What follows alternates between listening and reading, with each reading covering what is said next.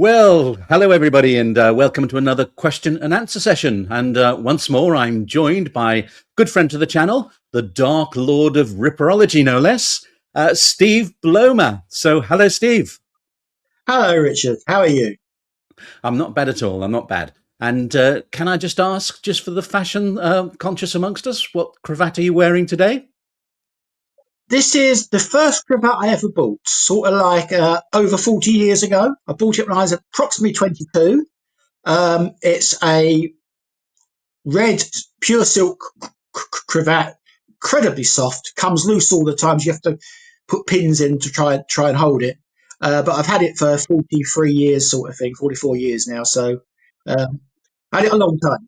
Yeah, I've had it a long time, but it still looks remarkably good, actually. I just pressed it this morning and it looks remarkably good, even for so much over 40 years old. No, you're looking good, Steve. You're looking good. So, shall we press on then with our question? We've got quite a few to get through today. So, shall we press on? Yes, sure. Yeah. So let's begin with a compliment. Really appreciated the last Q&A, and apologies for using the word anomalies. Oh, I thought I might not be able to say that. There are a few niggly parts from Buck's Row which puzzle me. Dr. Llewellyn provided an opinion the murder occurred roughly 3:30 a.m. Charles Lechmere and Robert Paul appeared close to 3:40 a.m. However, their testimonies advised no blood was seen. There was a Victorian-style gas lamp close by, then surely the reflection from a cut over 10 minutes should have been seen. Also, why did Jack appear to cover the abdomen wounds? More importantly, and this is the bit I like, Steve, more importantly, love the channel and thoroughly enjoy the shows. A big thank you. So, Steve, what do you think? Where should we start? First thing we'll start on is the TOD suggested by the Dear Doctor. The big problem is that you couldn't, and you still can't, pinpoint a TOD to within 10 or 20 or 30 minutes purely on medical evidence. It's just not possible. Unless you actually get there just before a bleed out is finished, there's no way of telling how long it's been done before. So it's guesswork. And they did this in the 1880s and the 1890s and earlier. The doctors weren't being untruthful. They actually believed they could estimate it. We now know that they couldn't estimate it. So that reduces the time from 10 minutes down to we don't know what. But let's just say it was a 10-minute gap. It's probably less than that. The lamp probably wasn't working that well because Neil talks about a lamp at the end of the street, not the one behind him. And when Neil turns up, he only sees the blood and the bleeding when he puts his lamp on it, his bullseye lamp on it. So it's not obvious it's going to be any reflection. The lighting was so poor there. And the fact Neil only sees it by putting his lamp on shows us how bad it was. On the issue of covering up the wounds, yes, some suggest he covered up the wounds. I would suggest, and I have done many times, and in fact, the clothing has just fallen back naturally from the killer as he's been disturbed and moved away. I see it as the killer working under her skirts, almost like in a tent-like structure, with the skirts over his head. So when he's disturbed and he moves away, it falls back down, and it just falls naturally where it is above her knees rather than the full length. That's my interpretation. Other people interpret it a different way, and we have no definite answer on that. Yeah. I mean, one thing that does puzzle me about it is you've got Cross and Paul, or Lechmere and Paul. They are very, very close to the body. I mean, they kneel down and they touch the body, whereas, as you say, Neil shone his lantern onto the body and he saw the blood then. But even if they, the chances of them noticing the blood, well, I mean, why didn't they notice blood? And more importantly, because you can smell blood as well. So wouldn't they have smelt the blood? Possibly not. Again, we're not there. We don't know what their stories are. All I will say is that we know that the clothing around Mary Ann's neck and shoulders was saturated with clots in between.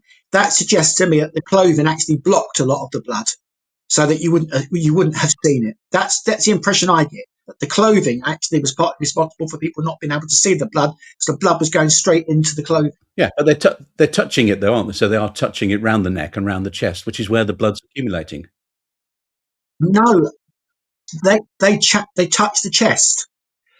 From what we can tell from the descriptions of the clothing, there is no blood on the chest area, or very little. There's a couple of little marks further down. But down on the chest, it's literally just around this area, around here, the shoulders and neck, as the blood is bleeding. Basically, where my cravat is there, all of her clothes like that is just bleeding out into the clothing.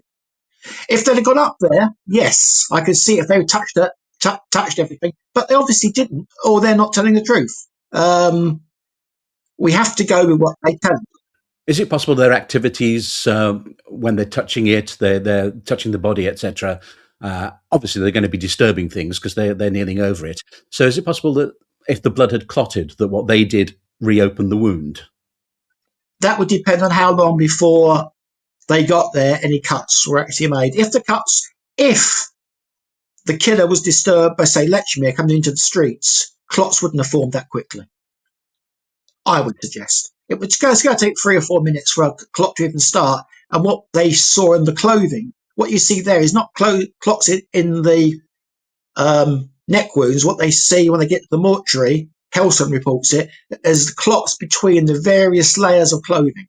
That suggests a vast amount of bleeding, as far as I can see. If you've only got a small amount of bleeding under the gravity, I don't see there being clots forming between the layers of clothing, which themselves are described by Helson as being saturated.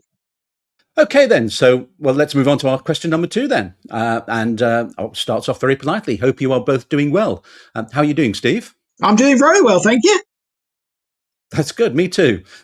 My question for both of you would be, what are your personal beliefs about why the number of mutilations, as well as their elaborate nature, such as cutting crosses into eyelids on Edos, increased with each canonical 5 victim, with the exception of Stride, as the killer was likely disturbed before he could mutilate her remains? I often see people online assuming that the mutilations worsen with each victim because the killer is spiraling further into madness with each kill, leading to complete madness after the Kelly murder. However, personally, I believe that it's possible that the killer was not a raving lunatic, as many speculate.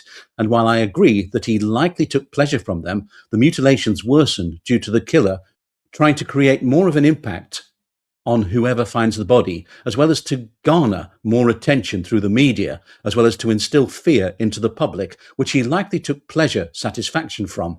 I feel this could also be seen by the killer beginning to pay more attention to the posing of Mary Kelly's body. Oh, that was a long one. So I'm going to take a rest, Steve, and hand that one over to you quickly. Oh, thanks a lot. Where do I go? Where do I start? Anything's possible. But personally, I don't see what the questioners proposing themselves. I think the nature of the wounds changes and increases because the killer's gaining experience and confidence as he's carrying out more murders. The escalation between, say, Nichols and Chapman are probably only apparent because he's disturbed in the Nichols case. If he hadn't been disturbed in the Nichols case, I think we would have seen very similar wounds to what we see in the Chapman case. Eddowes obviously is disturbed as well, and he's disturbed very early after he's cut the throat, if not while he's actually cutting the throat. Some of the wounds to the face of Eddowes, it's been speculated, could have been caused as collateral damage as the killer is attempting to skin the face. I've seen that argued in the past, that he's attempted to cut to skin the face back, and that's why you got wounds on the cheeks and everything else. The X's on the eyelids, yes, it does sound a bit over the top, and we can't explain that. But also the question about posing. I was going to ask you about that, because I read this a lot about Mary Kelly was posed, but was she posed? It's the whole point. People say she's posed. It's become a very popular thing to suggest that she's posed. There's got one arm across her. I think that's the reason why it's suggested she's posed. There's one arm across her. But is she really posed, or is it just the way the killer's left her? We don't know. It may be posed. I'm not saying it's not, but we don't know it is. And it's another one of these things. It gets repeated and stated, and then gets stated over and over again until people accept it as a fact. And I'm not saying they're not posed. I've got some very good friends who actually argue that the killings are all posed. And I'm not saying they're wrong. I'm not saying I'm right. I'm just not convinced that they are all posed, as in deliberately being posed. Well, that's that one answered, I think, Steve. And hopefully this one, next one's a bit of a shorter one for me to read. I made a bit of a pig's ear of that last one. But number 3, is it possible the police did identify Jack and, in conjunction with the government, had him incarcerated in a psychiatric institution rather than prolong the saga with a court case? I believe police numbers in Whitechapel were stood down shortly after Mary Kelly's murder without explanation. Not possible nowadays, but in the 19th century, could such a cover-up have occurred and still be an official secret? Oh, this is straying into official secrets, Steve. Interesting one. Quite a few, yeah. Could he have been known to some police officers? Yes, I believe he probably was known to some police officers. Let's look at this, though, about the numbers being reduced. They're reduced not directly after the Mary Kelly murder. They're reduced in the new year, in 1889, start of 1889, January, February, March. That's when the numbers come down. But then again, they go up again, middle of the year after the Mackenzie murder. They stay up again for a little while till they're reduced again. The police are responding to possible murders, and when the murders cease, they reduce the numbers. Because it looks to them like the killer has stopped. Could there be a cover-up? Cover-up may be a strong word. I think the police, my personal view is the police took a decision not to prosecute. This must have also been involved someone at a higher level than junior officers, not to prosecute because of the trouble it could have caused, potential public disorder, riots, anti-Semitism, or whatever, basically. We've only got to look at the Yorkshire Ripper case and see the crowds that were there when the Ripper was taken to court in 1980. And just take that back to 1889, 1890, whatever, 88. Whether the police could have controlled that, I do not know, particularly if the killer had been a member of the Jewish faith. With anti-Semitism as high as it was, it may have been very difficult for them to control that. So I believe it's possible. I'm not saying it happened. I'm saying it's possible that there could have been a decision not to go to court. Well, you only have to look at the newspaper accounts of people who were arrested and taken to Commercial Street Police Station. And there's so many newspaper accounts of them being followed by angry mobs crying, lynch him, lynch him. And they had to get lots of police to escort them there. I think the great example of that is Mr. Pizer. Pizer's a great example of that, isn't it? They wanted to lynch him, and he fitted a lot of what was being said at the time, what the killer might be like. It's only the fact that he had cast iron alibi almost, including a police officer who was speaking to him while the fires were going on down in Whitechapel, that he was able to clear himself. Yeah, and of course that's the great leather apron scare, isn't it, as well? So. Yeah. Okay, well I think that was that one answered. So another long one now. So how many victims do you think there really were? I think at least 10, probably more. Did the police actually learn anything from their failure to catch the culprit? Why did the culprit do what he did and pose the bodies? Peter Sutcliffe did something similar. Do you think the culprit knew any of the victims even quite well? Will any of this physical evidence ever show up, e.g. Catherine Eddowes' apron? I'm beginning to sound like the Grand Inquisitor, so we'll leave it at that. A big thank you to you both for all the hard work and consistently quality content. Oh, well, that's a nice one. So, to you again, Steve. Okay, well, do this parts at a time. So, how many victims do you think there were? I think there were probably 7 fatal victims myself. How many non-fatal attacks is impossible to say. What we're probably looking at 10, 11, 12. It's hard to tell because the non-fatal attacks, some of them might not have been reported. We might be assigning some that were non-fatal to the Ripper, which are not related to the Ripper. So it's hard to tell. But I'd say 7 myself.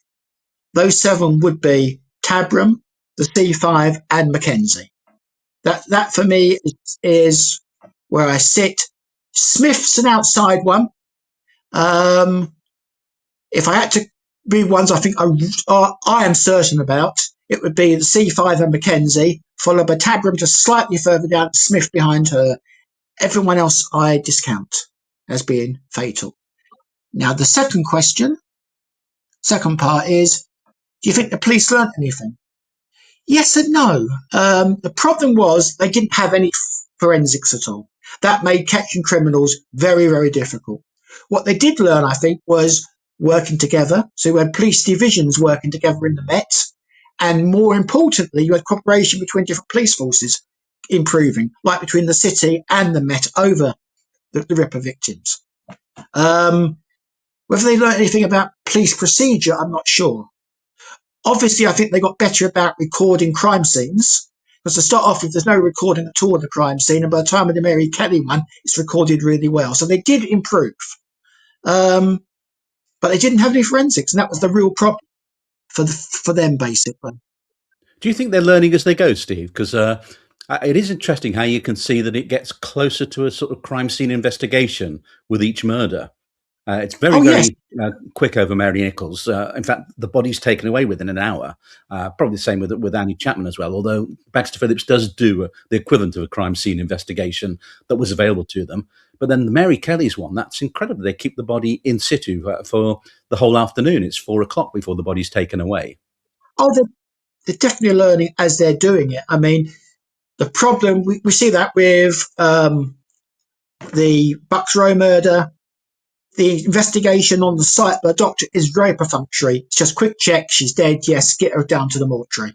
There were big mistakes made in the Bucks Row investigation to start off with, like not actually talking to the residents. Start off with, Baxter had to raise this at the inquest, that they'd been searching for weapons rather than talking to the neighbours to see if anyone had heard anything. This may be one of the reasons why Aberline was brought in very, very quickly, like on the first day. It may be that they realised in J Division that they really weren't coping very well. We don't know. But they brought Aberline in and things started to improve immediately. Aberline got there, basically. So the big change between the Chapman case and the Nichols case is enormous. And it gets better as we go on. Of course, it's a slight difference with the Mitre Square murder, because that's being investigated primarily by the city police. And it's the Met who are looking at Galston Street there. But things are improving, yes. So the next bit is, why do you think the culprit posed the bodies? Well, as we've already discussed, I'm not convinced he did. He may well have done. A lot of people will argue he certainly did. I'm not so convinced as that. I'm not prepared to say they're not posed, but I'm not convinced they actually are deliberately posed, at least not all of them. Simple as that. The next bit we have, do you think the culprit knew any of the victims? Maybe. Particularly if he was a regular user of the ladies of the night, he may have known one or two of them rather well. We have no idea of knowing.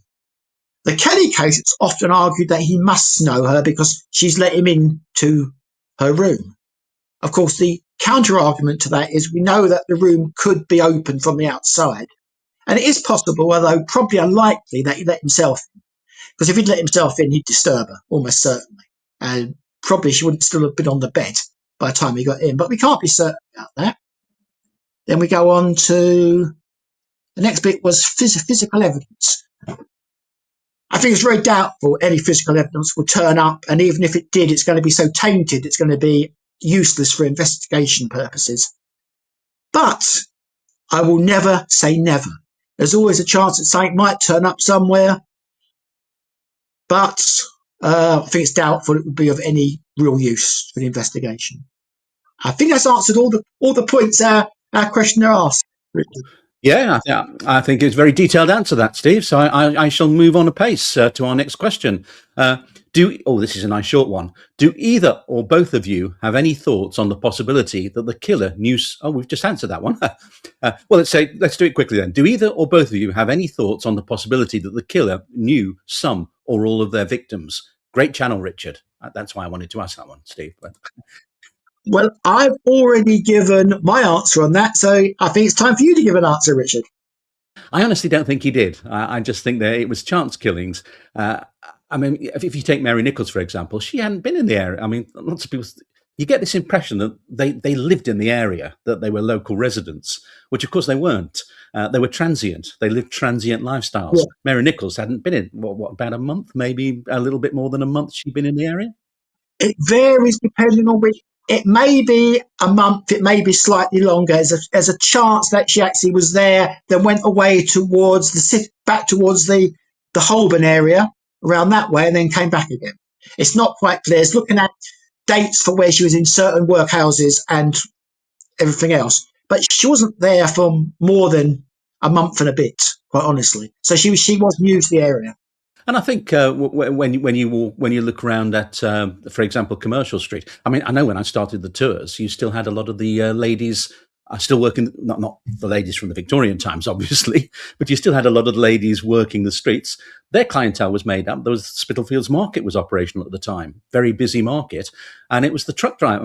Well, largely the truck drivers coming in. I know this, Steve, by the way, because they used to their cleanup room or their changing room was what's now the 10 Bells, but was then the Jack the Ripper pub, and they used to all drink in there. And I used to stop off with the tour in there. So they got you got to. And as I say, and some of the women, I mean, they just came down from the north of England.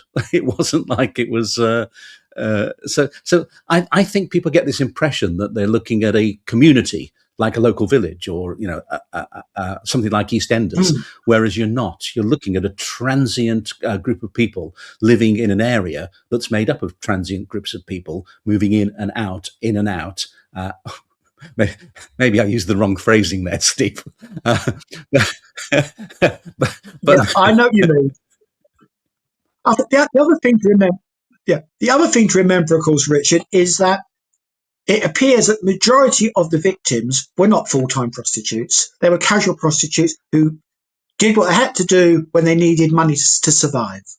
So perhaps some of them might not have done anything for a couple of weeks or 3 or 4 weeks. So that also comes into it. They wouldn't all be naturally known to anyone, even if they were a regular user of the ladies. So yeah, and as I say, it's I just think as I say we largely I think thanks to the films and the dramas about it, but we do get this impression of a sort of an EastEnders community living around there, whereas it was anything but a community. Very much so. I mean, that comes across, doesn't it? Talking of EastEnders, that comes across as in you got one of the Jack the Ripper films where Annie Chapman is actually played by Barbara Windsor. Barbara Windsor, yes, looking very, very, Barbara Windsorish. So there you go. That's the link to EastEnders, isn't it? Yep. So there you go. Anyway, I think we'll move on. So I think we've dwelt enough on that little conundrum. So were there ever any attempts to contact the victims via spirituality, as it was a big thing around the same time? As it was a big thing around the same time, I'm sure someone must have tried. I think. Do you think the questioner means spiritualism as opposed to spirituality? I, I think so, yes. I'm sure that's what they actually mean. Yeah, and the answer to that question is yes. There were many attempts. There were seances held by groups of spiritualists up in Kentish Town. There was spiritualists up in the north of England. One of the problems for the police was they were being bombarded with letters from spiritualists and people coming into the station. And of course, the most famous one, who's probably, I don't think he was that famous at the time in connection with the case. I think it was a posthumous or a later fame that came to him because he claimed it, was Robert Lees. Or Robert Lees, sorry. So anyway, what do you think, Steve? That's my opinion. I agree with you there, but of course it's become quite popular in the modern time with TV shows, ghost shows and stuff. Oh, shocking. I think you may well be aware of those more than I am. I might have a passing acquaintance with some of them, Steve, but I know. Yeah, it's been looked at many times. I suppose it depends on whether you actually believe in this sort of thing or not. I'm a real skeptic. I mean, skeptic is probably a polite term for what I actually feel about it all. But we're all down to our own personal beliefs and views, aren't we? So I'm not going to attack anyone's views. I'm sure it did take place, and I'm sure it still does take place. No, I mean it was a really popular thing at the time for people. Sort of, I mean, as I say, we got lots and lots of press accounts from the period of spiritualists going to the newspapers and the police saying we held a séance last night. Mary Nichols' spirit came through, Annie Chapman's spirit came through, saying where the next killing was going to be, and all these things were being passed to the police by them. And of course, there's also sort of other aspects of it as well, in that entertainment at the time. You had a lot of theatre acts, and one was a man called Stuart Cumberland, who was a mind reader. He was sort of the Derren Brown of his age. And a big part of his act was, could he identify Jack the Ripper? And lots of people did start looking into asking these thought readers, these mind readers, stage mentalists, as they probably would be known today, if they knew who Jack the Ripper was and could they actually ascertain it. And it became quite a popular thing. I think even Charles Warren took part in one of them, where at a place in Northumberland Avenue, I think it was the Northumberland Hotel, where Stuart Cumberland sort of he used to do an act where there would be a murder taking place. He would leave the room and then come back in, and he would isolate who the murderer was. I mean, obviously it was a faked murder, but no. So it did go on, and it was a popular thing on the theatres. And it's still going on some of the Facebook groups. Occasionally, there's someone who will come on and say that they've been in touch with X, and X has told them this or that and everything else. Sorry about that, Steve. It just comes over me. I just get late at night. I'm just sitting there, and the voices come through. I know. And I get in touch with you on the Facebook group. So, shall we move to the next question?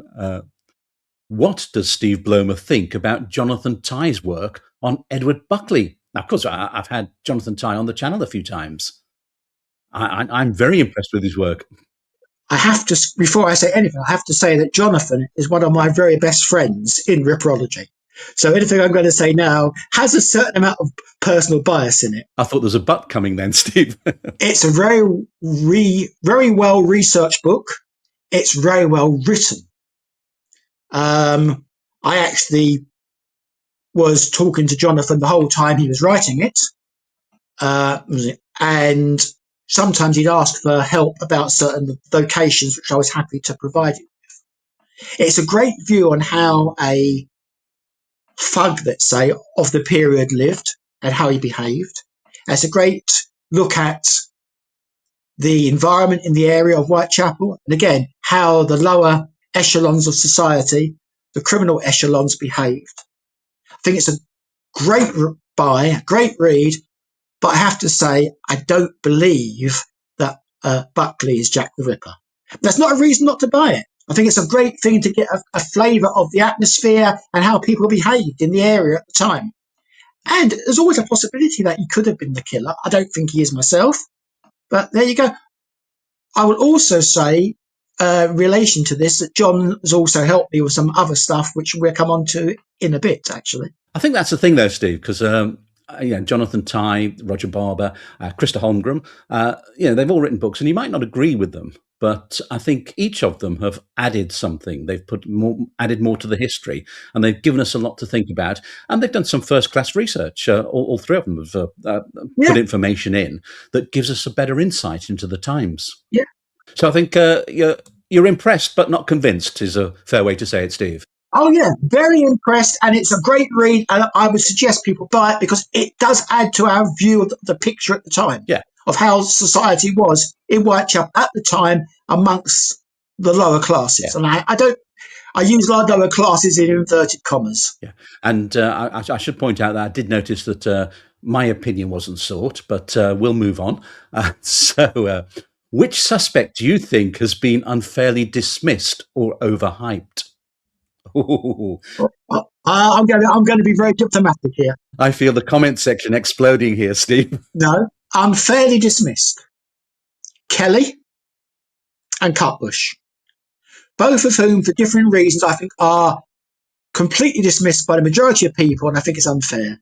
I don't believe Kelly's the killer at all, and Cutbush has always been one of those I've been interested in but not convinced. I think he's related to the case, but maybe not directly. That may sound a bit confusing, but I think he's related to the case. I mean, obviously he's related because Because in theory, he's the reason why McNaughton writes his confusing memorandum. So he's related to the case in that respect. But those two are dismissed completely all the time. There's not enough work done on them. There's only one decent book on Kelly. There's 2 books on Cutbush. There's been no real good work on them. I think people should, I do wish someone would go and do some more work on them. People might say, why don't you, Steve? Because I'm doing work on other things. That's why. When Cutbush's files became available in, I think it was 2008, it might have been a bit before, but it was around about that period anyway, myself and Paul Beck actually were the first to go down to the Berkshire Record Office and read the files. We actually did a film down there, reading the files. I've seen the film. I've got the film on my laptop when I downloaded it. So it's there.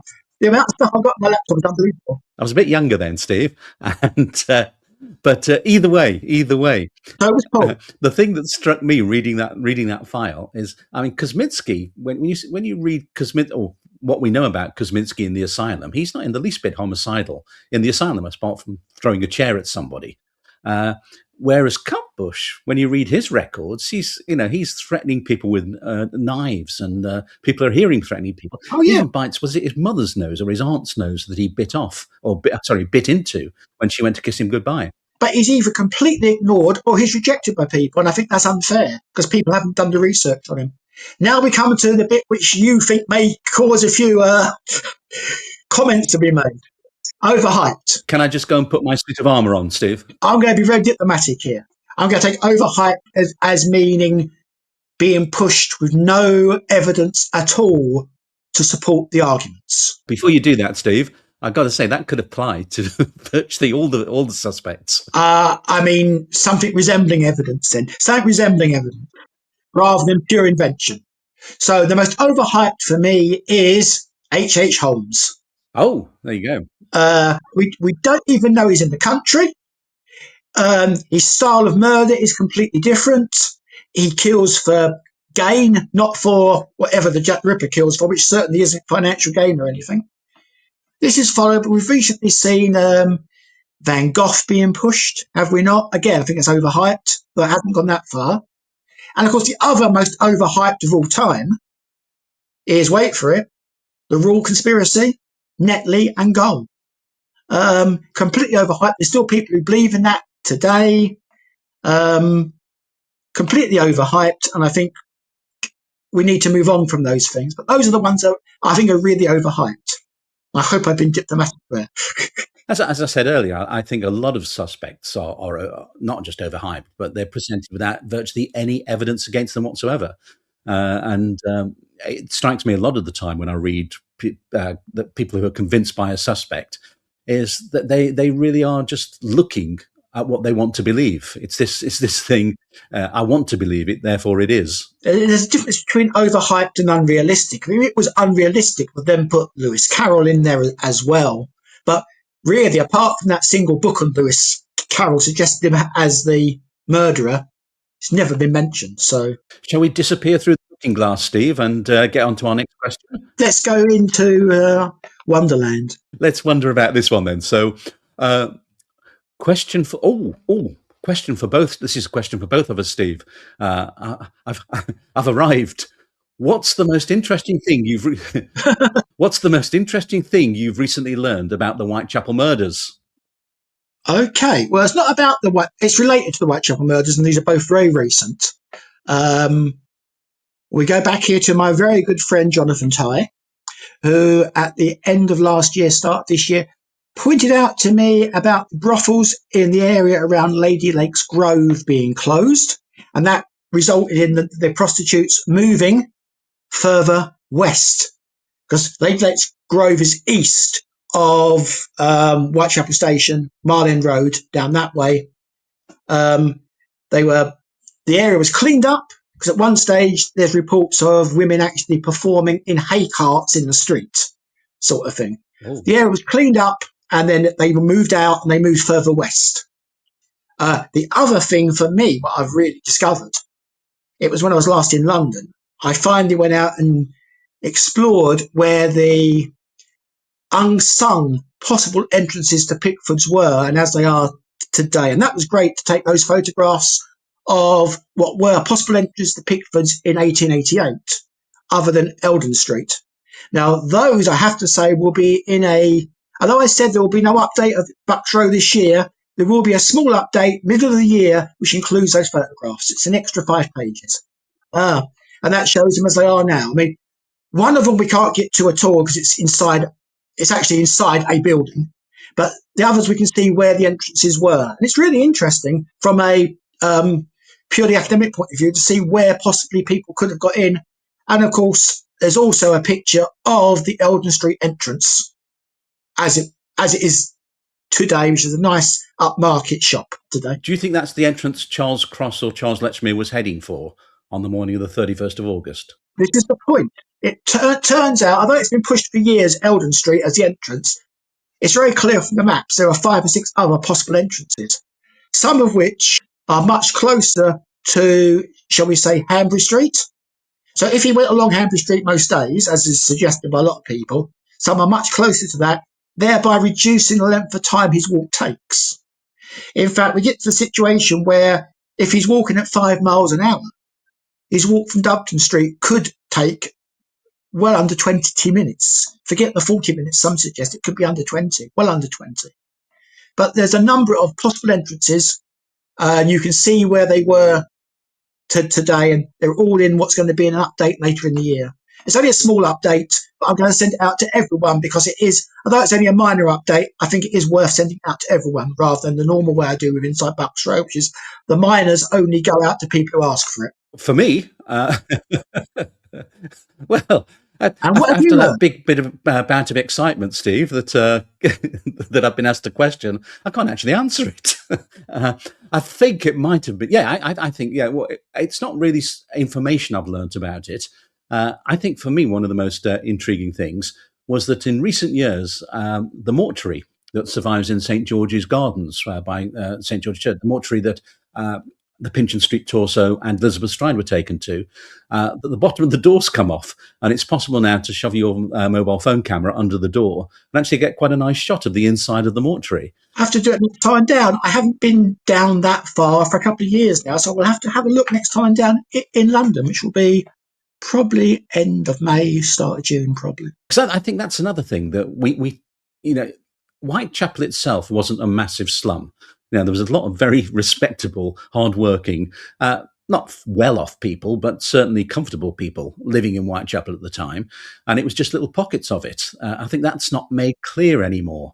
That Whitechapel, the slums of Whitechapel Whitechapel wasn't a slum. There were slums in Whitechapel.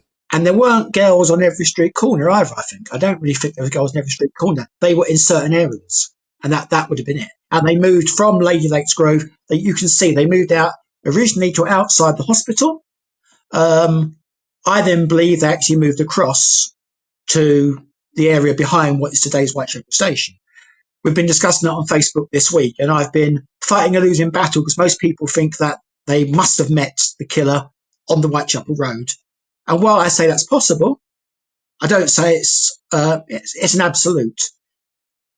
I believe the area behind Whitechapel Road was well known and well used, and if it's known and used, then people will go there.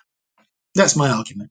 So let's move on to our next question then. So I recently read Krista Holmgren's book, and while I'm not convinced, e.g., think it far more likely that PC Mizzen was misremembering in a way that made himself look good rather than some elaborate improvisation by Lechmere, there is one point Mr. Holmgren raises that makes me stroke my beard and light my pipe and contemplate. Well, there's a picture. Given your expertise of the geography and the lighting sound conditions, why do you think it is that Robert Poole didn't report seeing Lechmere on his walk to work prior to the discovery of Polly Nichols?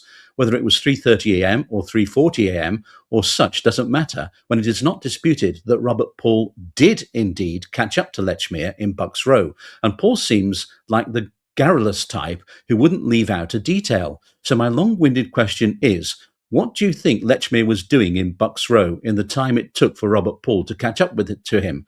Maybe he was murdering, but if he wasn't, what else was he doing? Was Lechmere startled by the body, so he froze for a minute? Was he being uber cautious? Did he maybe hear something in Bucks Row that put him on his guard, and he then either forgot about it or chose not to mention it? I need a break, Steve. Okay, I'll answer this in two parts. The first part is before the question. Yeah, the first part is answering before the question. So about they didn't normally that Robert Paul hadn't seen him before. I think that's quite straightforward. Although they used the same part of the same route, they were going to different places and coming from different places. Lechmere was starting from much further back than Robert Paul and was going much further on, even if we take some of those other entrances I spoke about earlier. So if they both started at 4 a.m., and we don't actually know what time Robert Paul started, he doesn't say. But if they both started at 4 a.m., because of the relative distances, they're not going to be walking over the same area at the same time.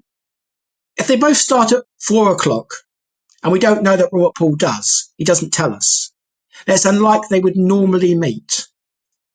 Because they're going to different places, and the relative times they would be in different areas would be different. Because for Robert Paul to be at Corbett's court, where he says he was heading to, at 4 o'clock, if we assume that, Lechmere must be well past that by that stage to get to work for 4 o'clock, even if he is in the area around using one of the other entrances that I've previously spoken about.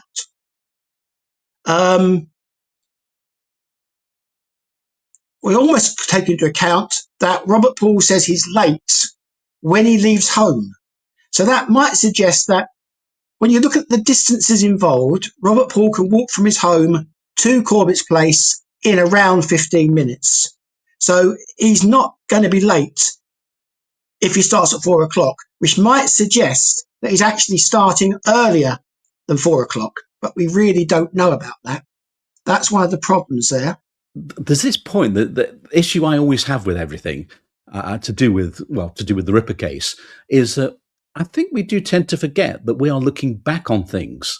You know, we know that they're about to find the body of Mary Nichols. We know that she's supposedly the first victim of the killer we now know as Jack the Ripper. So we know that that's about that they are, but they're walking into that history.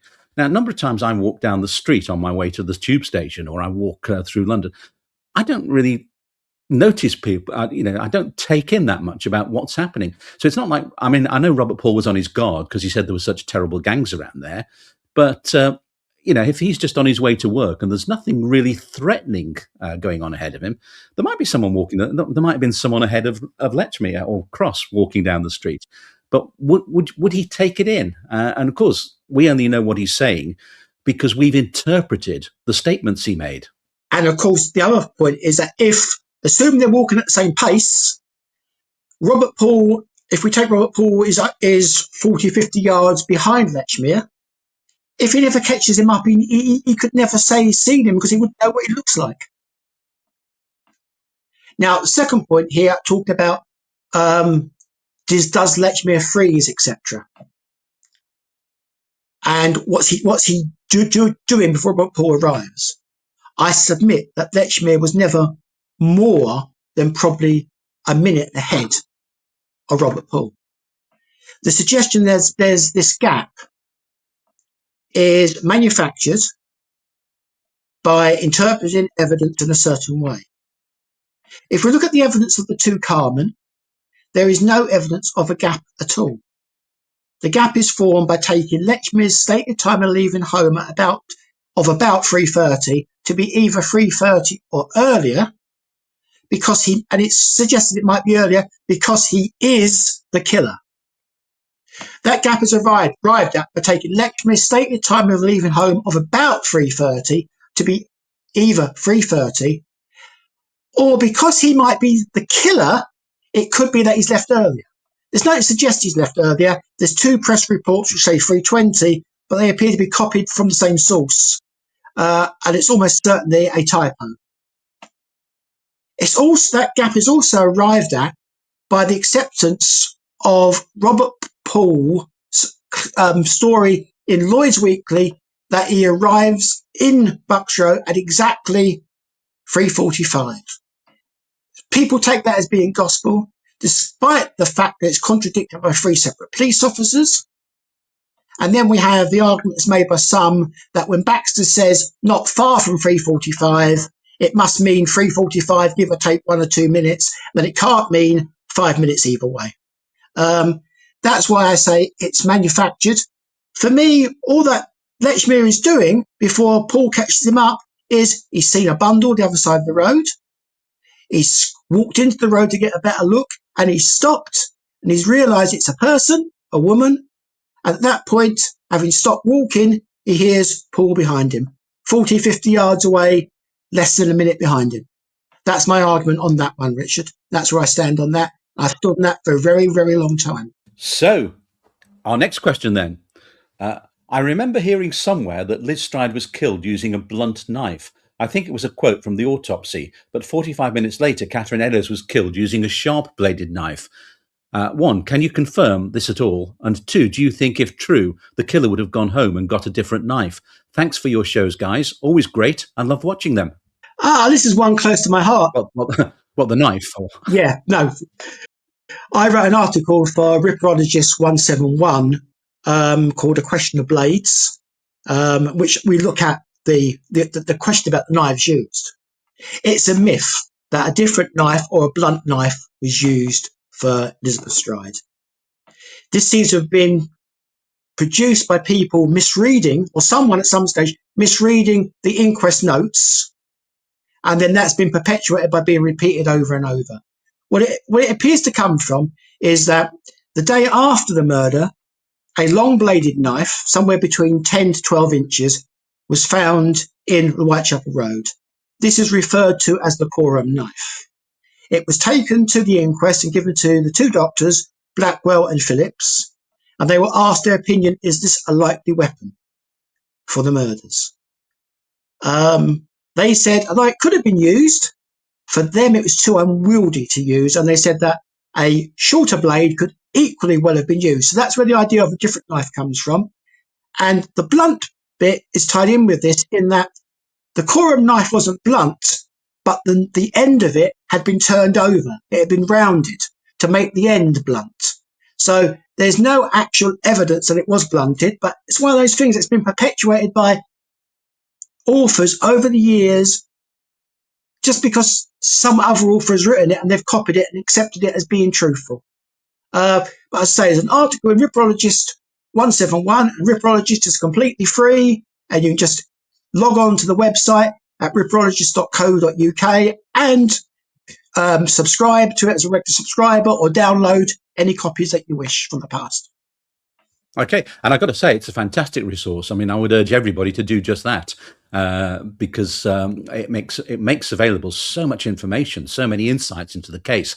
I'd urge people actually to stop following channels and instead, and we always say it, Steve, go and do your own research. Delve into the British newspaper archive, go through Ancestry, but in particular, subscribe to Ripperologist, because you've got lots and lots of stuff. So one last time, Steve, what was the website again?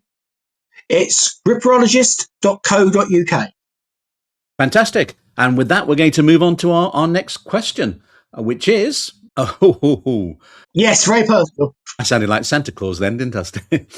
What might convince you to move Aaron Kosminski from a possible to a probable in terms of him being Jack the Ripper? Well, Steve, over to you. Yes, very personal, very much at my heart. Can I just say, Steve, you've got a big heart. Yeah. I don't rate Aaron Kosminski as possible. I rate him as very possible. But the problem is, for him to cross from that to probable, it's very hard to see what we would need. Let's look at what might be possible. Possibly a lost police report. I suppose that's just about possible. It might come forward, but it will almost certainly be challenged by people. I think it's unlikely to ever happen.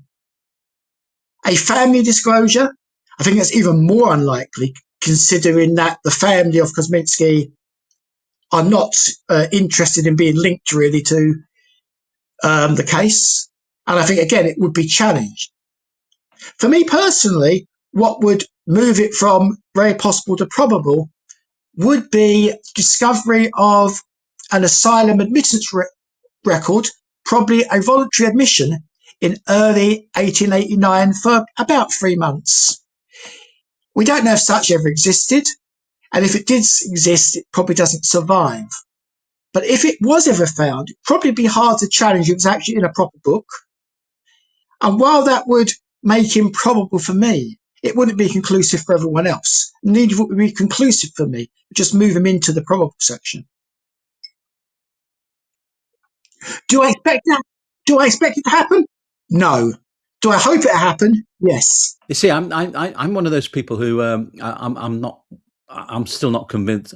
I'm convinced the police did have a Kosminski as a subject. Oh, sorry, as a suspect, but I'm not convinced that it was Aaron Kosminski. I think, and that's perfectly fair. That's a perfectly fair standpoint. I have no problem with that at all. What I say is that Aaron, on the information we have at the moment, is the best fit for Anderson's suspect. He's not 100% fit, but he's the best fit at the moment. Whether there's somebody else out there we haven't found yet, that's another question. And can I just say, I think we should make clear, Steve, that that when you say Anderson's suspect, he doesn't actually name that suspect. He doesn't say it was Kosminski. He just talks to a lowborn Polish Jew living in the heart of the area. Yes, and pushing ripologist again, in the next edition, there's a rather good, I think, article looking at the development of Anderson's suspect theory, where it originated from and how it developed. Not looking at the theory itself, just looking how it developed at the time up until around, well, mainly up until around about the publication of Anderson's memoirs in 1910, but then looking at how it's gone on further since then. I wonder who's written that. Anyone we know, Steve? Is it possible? Or I think it might well be somebody possibly you know very well. And he's got a big heart. He has. But again, I mean, that's not, that article is not pushing the Kosminsky theory. It's just explaining where it's come from and how it's developed over the years. Is that in the next edition? Yes, it is. It took me hours doing it. It was originally going to be a talk for a conference originally, but things have changed, so it's now an article. I mean, I planned this. I'm not talking about conferences this year, but this was planned as a talk several years ago, and it never actually matured into one. Well, let's move on to our next question then. So the next question is, in a previous Q&A, Steve mentioned the third murder was committed on the 30th of September, 1888, and it wasn't considered to be part of the JTR murders. Can he at least speak more about that case and why it wasn't linked to JTR? Certainly. The first thing to say is that although it takes place in London and only a couple of miles away from Whitechapel, it's actually down in the Westminster area. It's the murder of a Sarah Brown, who is killed by her husband, John Brown, who's a gardener who works in St James's Park. She's killed at their home in the Horseferry Road in Westminster late on the night of the 29th. The reason why she's not considered to be a victim of Jack the Ripper is because he actually goes and turns himself in to the police immediately almost. Details about this can be found in the Ultimate Source book by Evans and Skinner, chapter 7. And on Casebook, there's an interesting little thread on Casebook, which can be found in the victim section under general victims, and you're looking for a thread called double or triple event ? There are far more details about it. In the best source for it probably is the Ultimate Source book, which got all the reports about the murder, but it's an interesting debate on it on Casebook. Okay. And so we come to our final question, Steve. Regarding the Elizabeth Stride murder, what do you think of the idea that JTR was not disturbed by Deemschutz? Instead, that Stride was murdered due to the murderer being totally frustrated by Stride being difficult and leading him to a place, Dupfield Yard, he would not be comfortable performing his usual mutilations. In other words, he would literally cut and run in a blind rage, then move on. The biggest problem with Stride being a JTR killing, in my mind, is Deemschutz disturbing the killer right after Stride's throat was cut, but before any mutilations whatsoever. Of course, far from impossible, but a bit of a stretch. On the other hand, you have the coincidence of two women being murdered on the same night within 40 minutes of one another, 20 minutes walk between them. I personally think Deemschutz may have arrived at least a little later. Is that possible? What do you think? Sorry for the long question. It's not a long question. It's quite a good question, actually. So I'll try and answer it in parts. Yes, I think Dean Schutz probably arrives later. I don't think he disturbs the killer. Neither do I think the killer is disturbed by her and only makes one single cut because she leads him into a area he doesn't feel comfortable in. For me, and again, this is my opinion, not fact, it's my opinion, the man we called Broad Shoulders Man or BS Man is a likely attacker. And if that is the case, it's a blitz attack literally after a few words are exchanged. And how he's disturbed, if that is the case, is that he suddenly, as he's attacking Stride, he becomes aware that he's being watched by Schwartz, and that's a disturbance. He runs off. He cuts the throat, the silencer, and runs off. Again, that is purely my opinion, speculation, but I think it's well argued. Let's look at Deemschutz, though. There is no actual evidence to suggest that he disturbs the killer. It's an idea that was floated in an attempt to explain the lack of mutilations many years ago. But when it was first floated, at that time, few remembered the Schwartz account or even knew about it, I think. It's an attempt, Deemschutz was brought forward as an attempt to explain why it's only the throat is cut and the killer just departs very quickly. And the idea is he's hiding in the yard, Deemschutz comes in, he's behind the gate almost and goes out. I see no evidence for that whatsoever. I think it's just wishful thinking by some people. I think that's it, though, Steve. I think we've tackled the questions we chose. There were a lot more questions, but obviously we don't have time for them all in one video. We might well do another one later on that includes other questions we've been asked. But again, Steve, I just can't thank you enough. Yeah, it's been informative. It's been erudite. We've got a handsome cravat, and we've learned throughout that you have a lot of things in your heart, Steve. Thank you very much, Richard. Great to be of service. Have a good day. And you. Thank you. Goodbye.